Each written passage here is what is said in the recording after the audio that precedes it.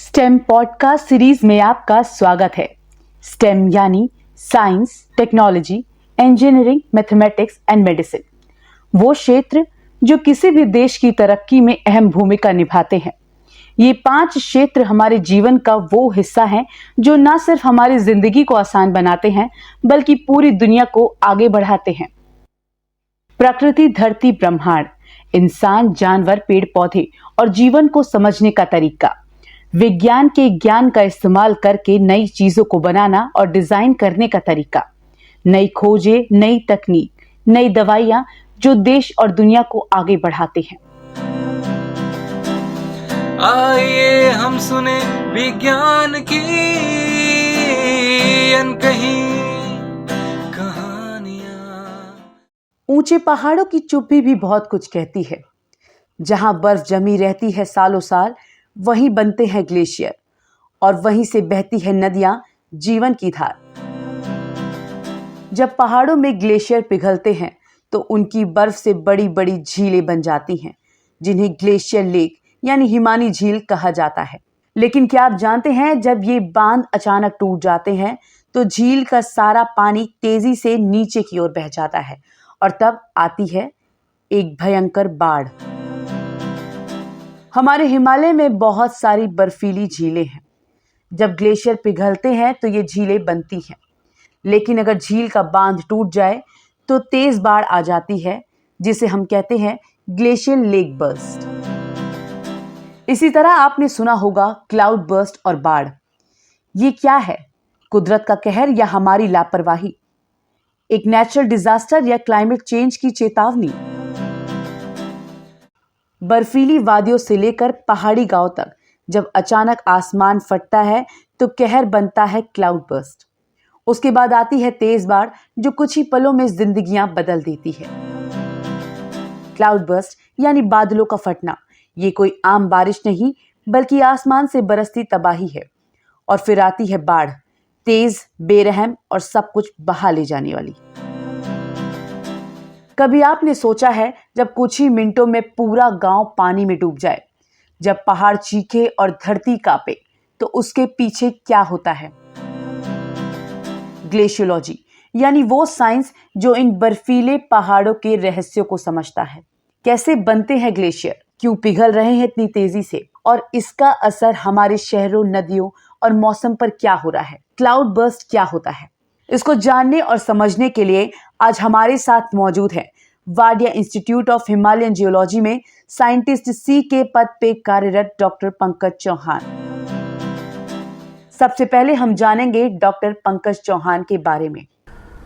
मेरा नाम डॉक्टर पंकज चौहान है और मैं वाडिया इंस्टीट्यूट में साइंटिस्ट सी के पद पर कार्य कर रहा हूँ। इससे पूर्व मैंने ये संस्थान 2007 में as a technical assistant join किया था। उसके बाद मैंने अपने qualification MSc in geo informatics, MSc in information technology and MSc in geography में कंप्लीट किया।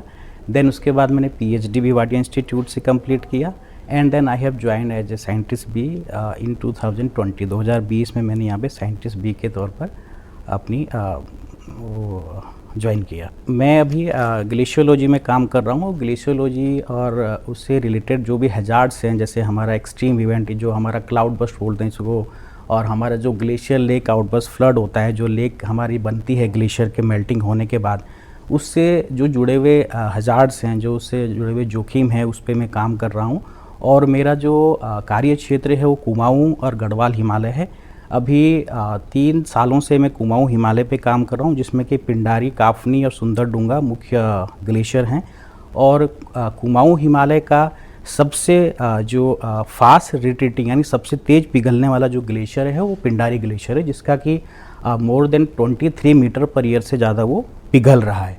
जो कि उस पर बहुत सारे फैक्टर्स हैं, जैसे कि वो एक साउथ फेसिंग ग्लेशियर है और दूसरा वो हैंगिंग ग्लेशियर है, वो फ्लैट नहीं है, जो कि जिस पे हम अभी कंटिन्यूस काम कर रहे हैं 3 सालों से। और अभी हम उसमें ऑटोमेटिक वेदर स्टेशन और अर्ली वार्निंग सिस्टम भी हम लगा रहे हैं कि किस तरीके से ये अपना बिहेव करेगा आगे। और उससे रिलेटेड जुड़े जैसे ग्लेशियर लेक आउटबर्स्ट फ्लड होता है, उसमें हम अर्ली वार्निंग की भाई जैसे 2013 केदारनाथ का जो डिजास्टर हुआ था वो ग्लेशियर लेक फटने से हुआ था, जिसमें कि हम एक बादल फटने की घटना भी बोलते हैं। उसमें हमारा क्या हुआ कि हमारा जो सबसे बड़ा गैप रहा है उसमें ये रहा है कि हमने लोकल कम्युनिटी को इंगेज नहीं किया। जब 2013 में ये चीज़ हुई तो हमें कोई भी अर्ली वार्निंग इस तरीके का पूरे हिमालय में इस्टेब्लिश नहीं था। हम उस पर अभी काम कर रहे हैं और अभी मैं 6 महीने मुझे एक भारत सरकार से सायर फेलोशिप DST से मिली थी, जिस पे कि मैंने जापान पे इस अर्ली वार्निंग पे काम किया है। और इसको अभी हम एक CDRI से collision of disaster resilience US जो नेशनल एजेंसी है उसने भी मुझे एक फेलोशिप दिया है, जिसको कि हम एक डेमोस्ट्रेशन के तौर पे पिंडारी ग्लेशियर में इसका सफल परीक्षण किया है, जो कि एक बहुत ही low cost and powerless system है। और इस सिस्टम में हम ये है कि जैसे हम कोई भी अर्ली वार्निंग लगाते हैं तो एक कॉस्टली उसमें बहुत ज़्यादा खर्च आ जाता है और वो इस तरीके से हमारे लिए इकोनॉमिकली बेनिफिशियल नहीं है कि मान लो हमने 2 करोड़ 3 करोड़ का कोई भी हमने अर्ली वार्निंग लगा दिया और हमारा एक डिजास्टर से मान लो एवलांच आ गया, एक्सट्रीम इवेंट आ गया, फ्लड आ गया, तो हमारा वो 2 महीने या 4 महीना 1 साल का भी डेटा नहीं आया, वो फ्लैश फ्लड में निकल गया और वो वॉश हो गया। लेकिन ये जो अर्ली वार्निंग पे जिस पे अभी हम काम कर रहे हैं ये बहुत ही लो कॉस्ट है। ये 2 से 3 लाख के आसपास में आप मल्टीपल जगहों पे लगा सकते हैं। और जो कि आप ये है कि यदि कल के दिन यदि मान लो आप 10-15 भी लगाते हैं और उसमें से यदि 3-4 यदि फ्लैश फ्लड में बह भी गए हैं तो उसमें इतना इकोनॉमिक लॉस नहीं होगा है। डॉक्टर पंकज चौहान ने हमें बताया ग्लेशियर क्या होते हैं, हैंगिंग एंड फ्लैट ग्लेशियर क्या होते हैं। और देखिए हैंगिंग ग्लेशियर वो होते हैं जो कि जिसका जो ग्रेडियंट, इसका जो स्लोप है वो बहुत स्टीप या थोड़ा सा जेंटल से ज़्यादा होता है। और फ्लैट है कि आपका मतलब स्लोप नहीं होता, आपका 10 से 15 डिग्री के आसपास रहता है। इस पर कि डेबरी भी होता है। और जो हैंगिंग ग्लेशियर तो ज़्यादातर क्लीन होते हैं, उस पर डेबरी नहीं होता, मलबा नहीं होता, तो वो ज़्यादा पिघलते हैं। यदि मलबा होगा तो उस पर जो सनलाइट है या जो हमारा एल्बिडो है उसको अफेक्ट करता है। तो जो हैंगिंग ग्लेशियर है वो ज़्यादा रिट्रीट करते हैं रेदर देन कि आपका फ्लैट ग्लेशियर से। और जिस पे मलबा ज़्यादा होगा, मलबा भी ऐसा भी नहीं कि बहुत ज़्यादा मलबा होने से भी वो फिर घर्षण करता है, घर्षण से और पिघलेंगे।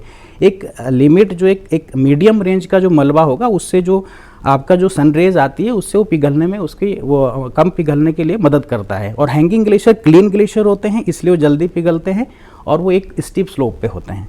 डॉक्टर पंकज चौहान ने हमें बताया उनकी स्टडी का सोसाइटी पर क्या इम्पैक्ट होता है और साइंस कम्युनिटी और इंडिया के लिए ये कितने यूजफुल है। और देखिए अभी जो हम अभी काम कर रहे हैं, अभी ग्लेशियर की बात कर रहे हैं, या ग्लेशियर में जो वाटर रिसोर्सेज है, हमारा पानी के पीना आने वाले टाइम पे जो पानी के पीने की समस्या हो जाएगा, उससे उसके साथ साथ हमारी सबसे बड़ी जो अभी प्रॉब्लम हो रही है कि हम एक जो नेचुरल डिजास्टर हिमालय में हो रहे हैं हम उससे कैसे उस आपदा से निपटें, उसमें हमें एक community based early warning system को लगाना जरूरी है।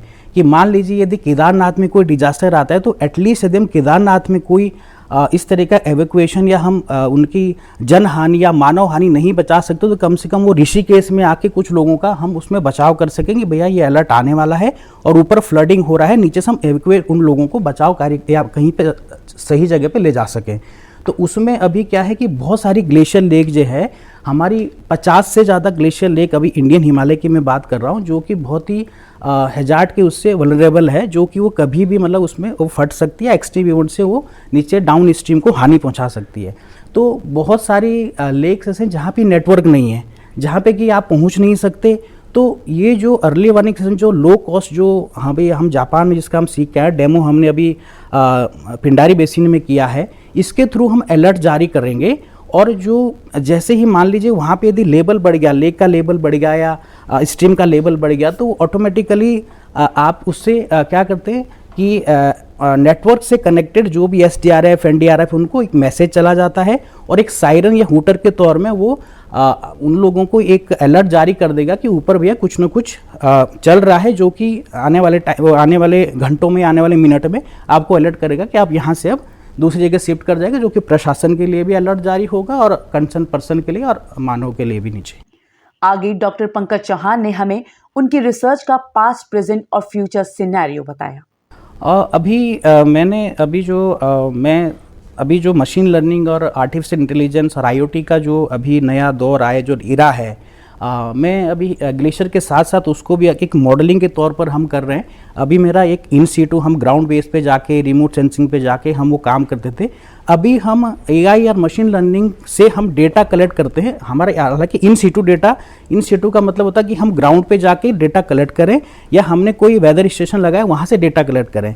लेकिन उतना डेटा इंडियन हिमालय में नहीं है क्योंकि हार्श कंडीशन है, इतना अप्रोचेबल नहीं है, और जो भी वेदर स्टेशन लगाते हो जल्दी से या तो एवलांच से बह जाते हैं या कोई भी एक्सट्रीम इवेंट से हमारे बह जाते हैं।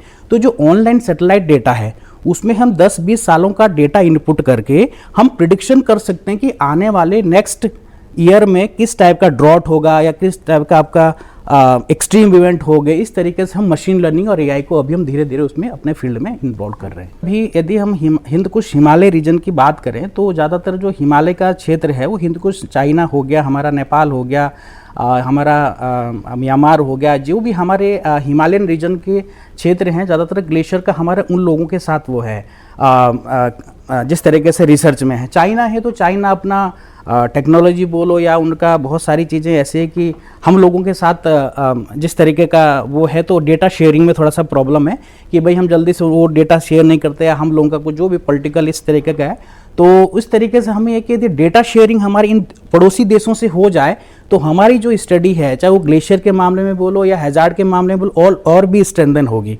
तो इसमें एक हम कंपटीशन या उसकी बात नहीं कर रहे, लेकिन हाँ ये है कि हमारा भारत का अभी बहुत ही अभी जो एआई और मशीन लर्निंग के उसमें है वो अच्छा पोजीशन है, और जिसमें कि हम आगे अभी बहुत अच्छा कार्य करेंगे। इस पॉडकास्ट में आगे हम डॉक्टर पंकज चौहान की अचीवमेंट्स के बारे में जानते हैं। अभी मैंने 2020 में एज ए साइंटिस्ट भी ज्वाइन किया है और मेरे 30 से ज़्यादा मेरे पेपर पब्लिश्ड हैं, और जिसमें कि हमारा इन्वायरमेंटल रिसर्च लेटर, क्लाइमेटोलॉजी और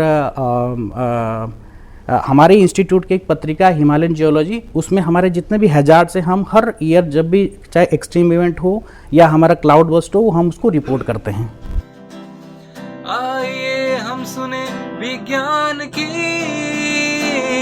अनकही कहानियां। स्टेम पॉडकास्ट की इस श्रृंखला को उत्प्रेरित और समर्थन दिया है भारत सरकार के राष्ट्रीय विज्ञान एवं प्रौद्योगिकी संचार परिषद ने। प्रोग्राम को produce media for community foundation ने किया है तथा तकनीकी सहयोग जयंतिका त्रिपाठी द्वारा दिया गया है। तो दोस्तों, उम्मीद है कुछ नया जानने को मिला होगा।